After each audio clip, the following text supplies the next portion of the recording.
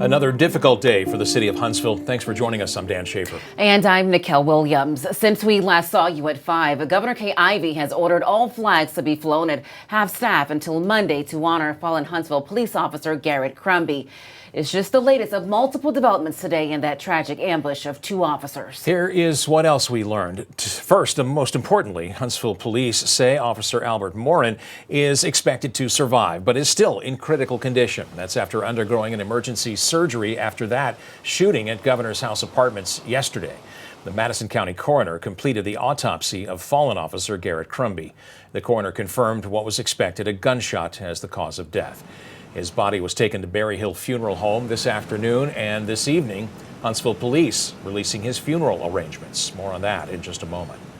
We have live team coverage for you this afternoon to take a deeper dive into all these latest developments. We begin with Way 31's Brittany Harry. She's live at Berry Hill Funeral Home, where Officer Crumby's body was transported earlier today from the Department of Forensic Sciences. Brittany. Well, Nikel, that happened just a few hours ago. It was a short procession, about 1.5 miles long, and you could see just a sea of blue lights as officers were escorting his body here, and drivers even in the area along Memorial Parkway here just kind of pulled over and slowed down to also pay their respects to the fallen officer. Now, this is some video of that procession arriving to Berry Hill Funeral Home. The Huntsville Police Department says Officer Crumby was known by fellow officers for his positive attitude and willingness to learn. The department says he regularly volunteered at local events to give back to the community. And prior to joining the Huntsville Police Department in 2020, Officer Crumby worked for the Tuscaloosa Police Department for 8 years. He was in the patrol division and helped train new recruits as a field officer there. The Tuscaloosa Police Department says Huntsville PD's motto is courage, integrity, and professionalism. Officer Crumby exhibited all of those qualities while serving the citizens of Tuscaloosa and Huntsville.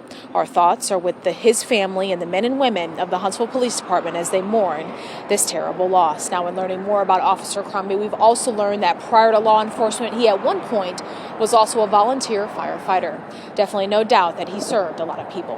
For now, reporting live in Huntsville, Brittany Harry, Way 31 News. All right, Brittany, thanks. You're now taking a look at Officer Crumby's funeral arrangements. Huntsville police say visitation will be Sunday from 3 to 6 at Mayfair Church of Christ. That's on Carl T. Jones Drive. The funeral service will also be there beginning at 10:30. His burial will be at Tuscaloosa Memorial Park following that service. Our team coverage continues at Huntsville Hospital now. Way 31's Georgia Clark is there with more details on Officer Morin's condition. Georgia. Yes, Dan and Nikel. Well, Officer Morin is still in critical condition, but recovering. Chief of Police Kirk Giles says Officer Morin has a long road of recovery ahead of him, but we also heard some personal stories about Officer Morin from Deputy Chief this morning. Deputy Chief Michael Johnson told Officer Morin is a native New Yorker, former military, and an overall hardworking officer who goes above and beyond for his job. He says both Officer Morin and Officer Garrett Crumby, who lost his life, are more than their work. They weren't just police officers. They were people. They had families. They had loves and hobbies beyond the job, but they did love police work. According to Deputy Chief Johnson, Morin is a quiet guy who loves the outdoors and is a frequent hiker. And according to HPD, he is the most productive of 2022. And in 2019, HPD named him the West Precinct Officer of the Year. Now, we are continuing to stay on top of Officer Morin's condition and his recovery. Reporting live in Huntsville, Georgia Clark, Way 31 News. Thanks, Georgia. It's 4 minutes after 6 o'clock. Here's a live look at the U.S. Space and Rocket Center. Officials there say the Saturn V rocket you see there will be lit up in blue tonight to honor Officers Crumby and Morin.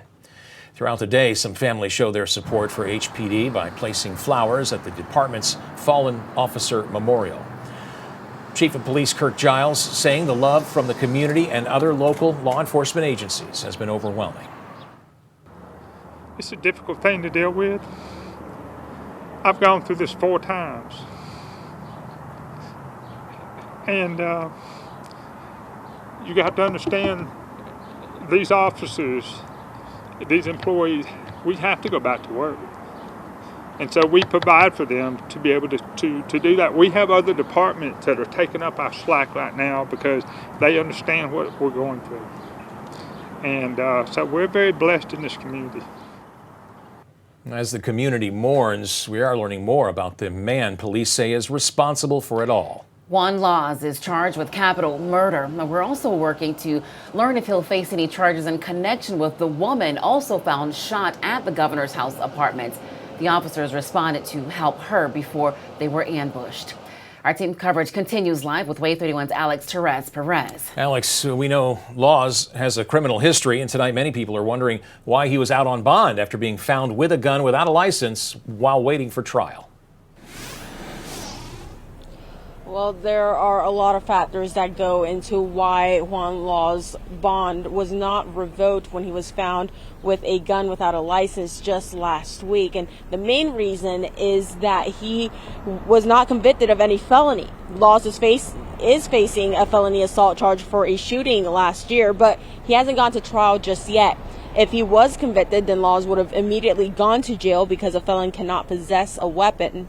But since he isn't, possessing a gun without a license is only a misdemeanor charge, so bond wouldn't and wasn't revoked. Now, I did get a chance to speak to someone who actually went to school with Laws. He told me that this situation is all around tragic and that he's praying for the victims' families, but he's also praying for the suspect himself because he just doesn't know what Laws was going through. Reporting live in Huntsville, Alex Perez, Wave 31 News. Thanks, Alex. Laws is scheduled to be in court next month, but that may be canceled since an attorney was appointed to this case this afternoon. As you know, of course, our coverage of this tragedy is far from over. You can count on us to guide you through all the new information we learn here over the next few days. Make sure you take a moment and download our Wave 31 News app. It'll bring you breaking news developments right to the palm of your hand.